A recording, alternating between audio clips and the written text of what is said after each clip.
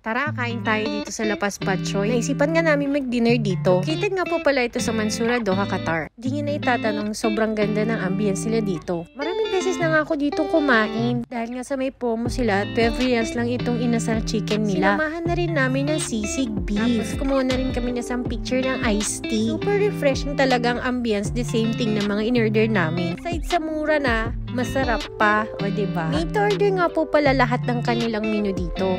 Aside po dito, marami pa po silang ino-offer sa menu nila. And as also sa delivery nila, meron sila sa Talabat at saka sa Isnunu. You can approach them sa kanilang Facebook account. O diba? Kumpleto recados, parang nasa Pinas ka lang. Todo paggawa pa si Madam ng aming sausawan. Sa totoo lang, sobrang sarap ng kanilang foodies dito.